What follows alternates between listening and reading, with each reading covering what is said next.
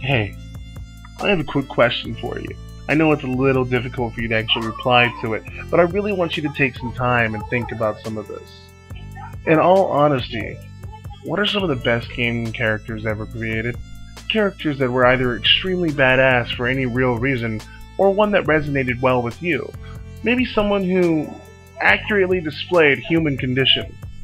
Can you think about any? I know I can. And when I was forced to answer these questions, it really created a complex network in my mind that this character means this to me and this character is my hero because of this. And thus this entire idea for this channel or these videos was born. This new mini-series in which I'm working on is about these very answers. And I can't think of a better character to start my new mini-series off with other than Siegfried from the Soul Calibur series and the Soul Edge game. His story has always been close to my heart. From his start as a young knight looking for the cursed sword, only to become the wielder of the Sword of Salvation by mere chance. His story follows him along a path of treading darkness and becoming a living demon, the personification of a living nightmare whose wickedness and evil tenacity deemed him the title of the Azure Knight. To overcome this darkness and its bloodthirsty rampage, and always trying to maintain what little humanity he had left, bound and locked in this endless struggle with the cursed sword that grew ever more powerful with each soul it consumed.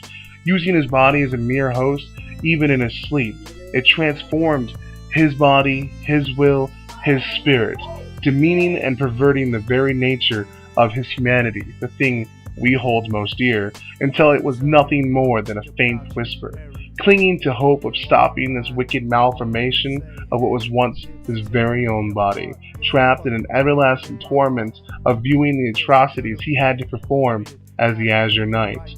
With a sudden drastic change, a blade that pierced deep into his body, his thunderous roar of willpower came roaring out.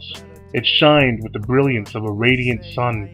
The spirit blade, with every ounce of strength he had, he plunged Soul Calibur into Soul Edge, and thus the two blades fought in eternal war.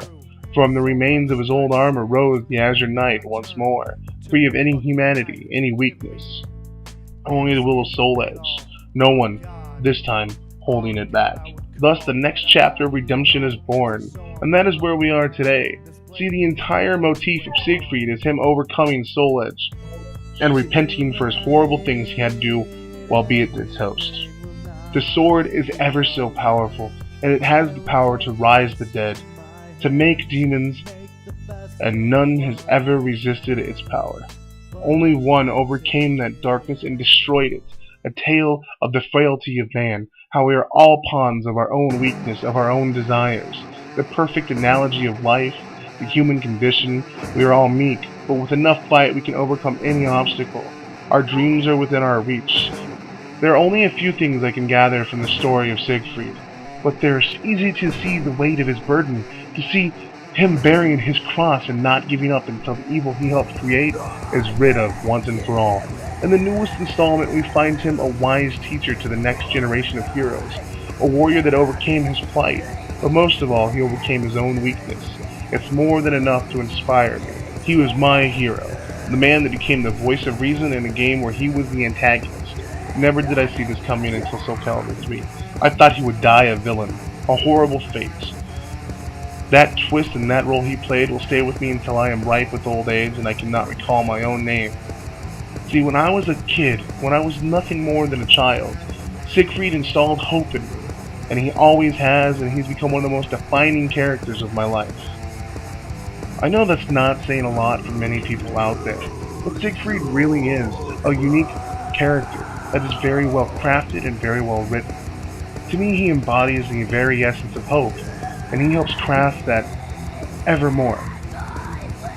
I think of Siegfried as one of the greatest heroes the gaming industry has ever had, simply because he helps us latch on to our own frailty and our own weaknesses, knowing that simply we will have to make bad decisions, and no matter how far we go down those bad decisions, sometimes we can always pull ourselves out.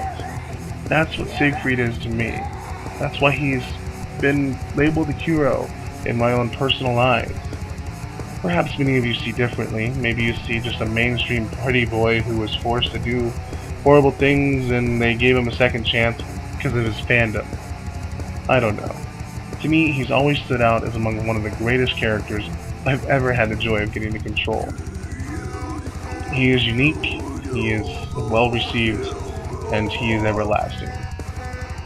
From a young knight to the great terror, the man made wormwood that would eradicate all life, to a hero that fights against the darkness that was once his original sin. That is his story, that is his conception, and that is how he will always be remembered by me. His voice alone in the newer games can freeze me still, send goosebumps up my spine. I truly believe this is among the best character designs I have ever seen in my entire life. Thank you for watching. Stay tuned.